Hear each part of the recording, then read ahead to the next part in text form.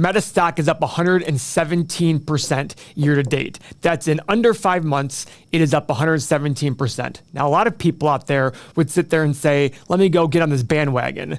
That's not necessarily the case. If you're new to the channel, we're value investors.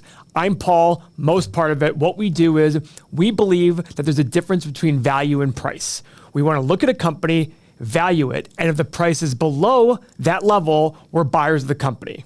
We're going to go through quite a few things today. We're going to go through the bull and bear cases, the news on the stock, what the analysts think, and then we're going to finish off by using our stock analyzer tool to determine a value for the company today and decide what we're going to do.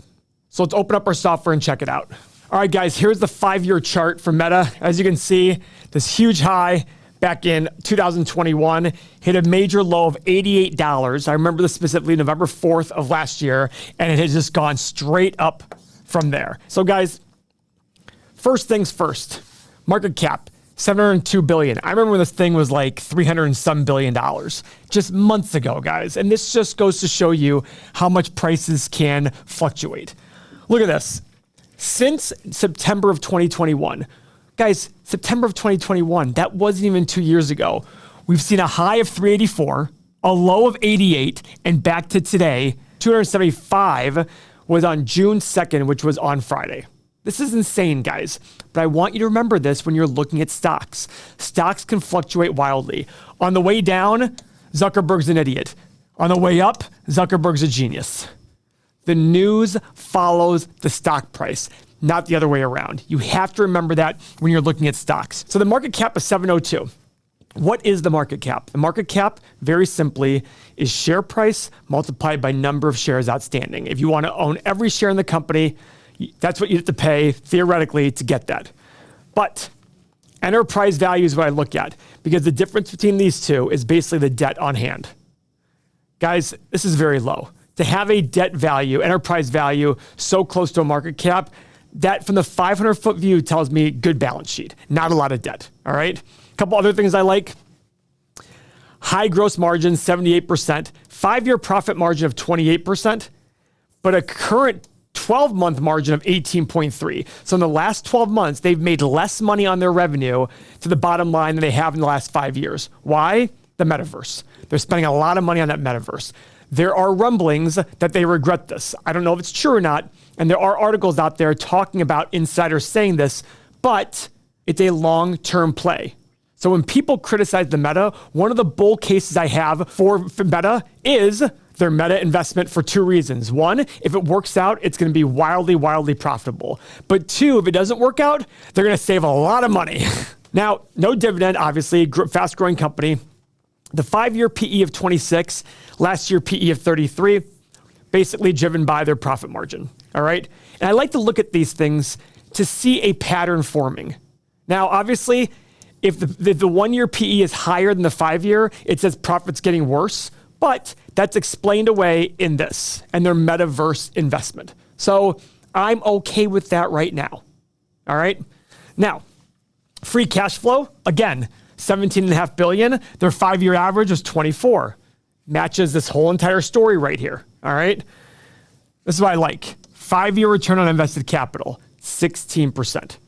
This is a very important metric for value investors. What this tells us is 2 things. 1, the higher the return on invested capital, the bigger the moat, most likely. And 2, this says they're able to get a high return on the money they invest in the business. All right. So if they want to drive up net income with opportunities, they don't have to invest as much money as a company that might have an 8% return on invested capital. The lower the ROIC, the more money they need to invest to get $1 of extra net income. A couple other bull and bear cases for the company. We've already done a couple bull. Bear case, it's very low in the 13 to 17-year-old users. Very low. It's something like only 3.9% of Facebook users are 13 to 17 years old. They tend to use other apps. Now, the good news for that is Instagram is very popular amongst everyone. But Facebook, as you know, when you go on there, you just see a bunch of older people complaining about their neighborhood watch programs and things like that. Whatever it may be, it's still a high generator. And if you look at their stats, they are still growing their average daily users, which is a big benefit. Another plus of things, The new Meta Quest 3 set is coming out very shortly, and they're going to be decreasing the price on the Quest 2. You know, Mo had the Oculus, and he was able to, play baseball with it. He said it was quite the workout. I do think this Meta has some future potential. What's it going to be? I don't know. It's like AI. Clearly, it's going to have some potential there. Another big bull case, WhatsApp. They've barely monetized WhatsApp. And there are billions of users on WhatsApp. Here in the US, not many people use WhatsApp. But the second you step out of this country, everyone says, what's your WhatsApp? WhatsApp me. That's a very common thing. We have homes in Turks and Caicos and in Mexico, and we also look for properties around the world, and every single conversation is through WhatsApp. It's not even through iMessage. Facebook is the most visited social media site out there. 53% of all social media visits are through Facebook.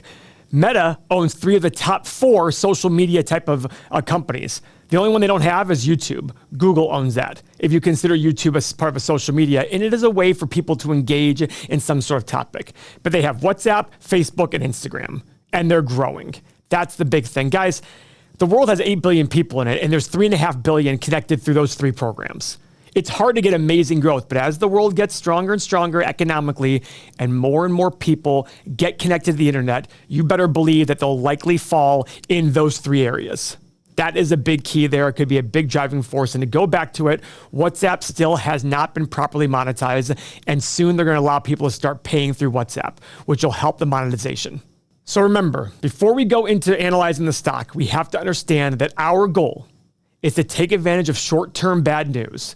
As long as we believe the long-term fundamentals of the business, you need to focus on the long-term fundamentals of the business. I just read today that the average stock is being held for 4 months. That is terrible. You cannot call yourself a long-term investor by even thinking about a stock for 1 year. That's not even long-term. Even though the IRS considers that a long-term investment, I want you thinking 10, 20 years out. And it sucks because you have to be wrong at some point or look wrong. When Facebook was down here to $88, look at the criticisms we got.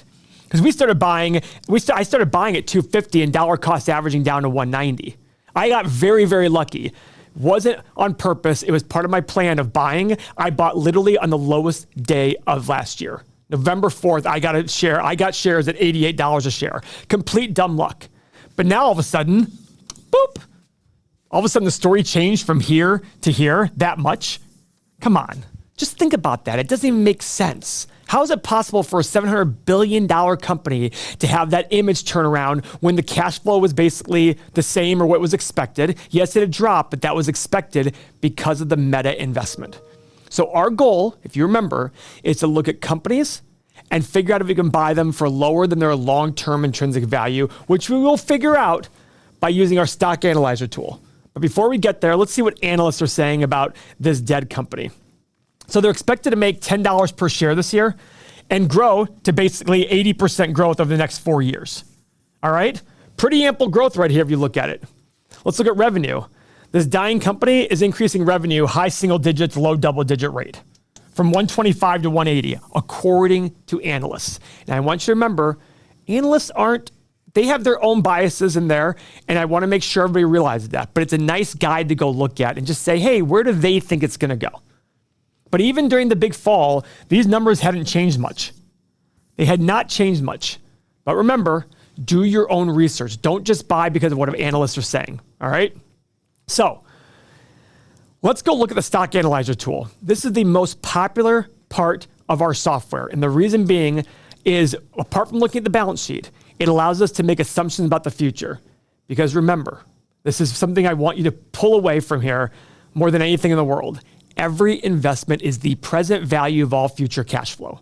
We don't know the future. All we can do is make assumptions about the future.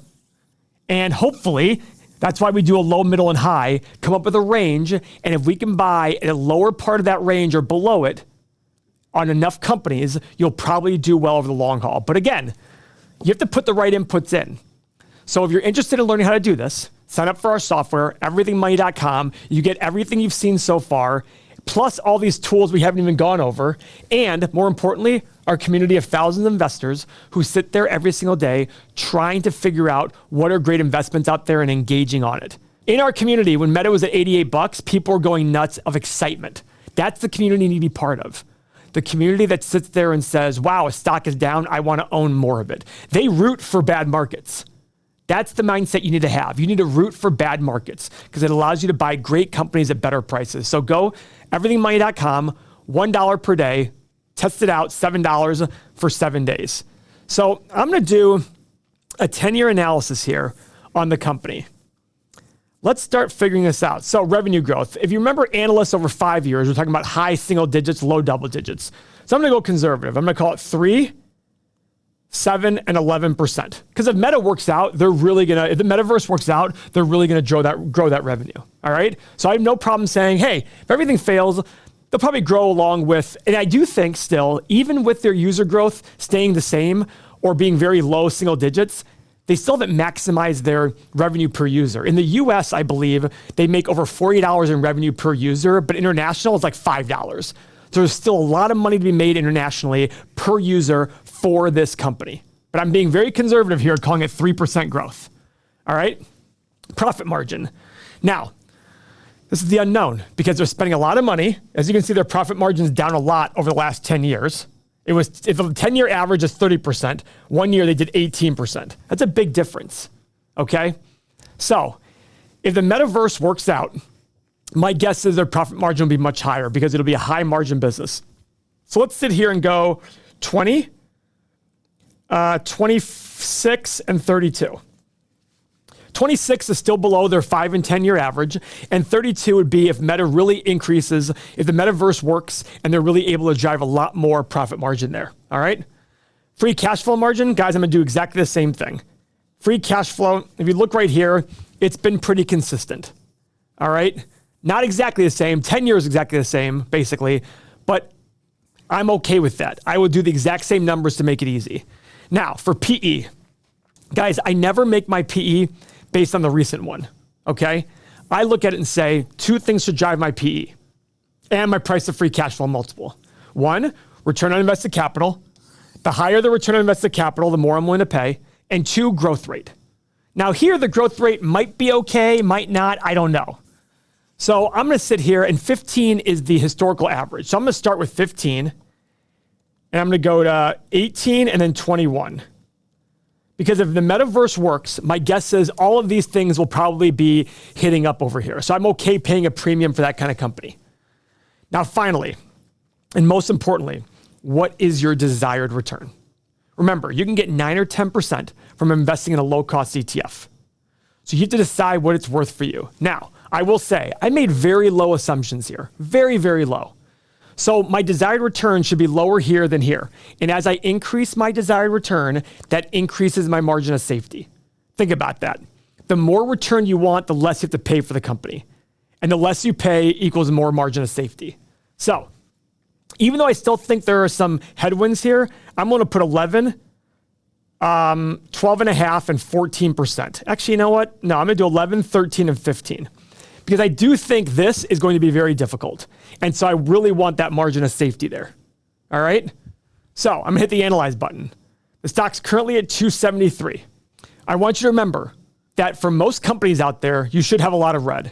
You should keep your investments to a low number of investments, under 20 individual stocks. The reason being, if you have your long-term ETFs, pick individual stocks, and the benefit of value investing is the more margin of safety you have, the more likely you are to do well, because margin of safety is basically your insurance.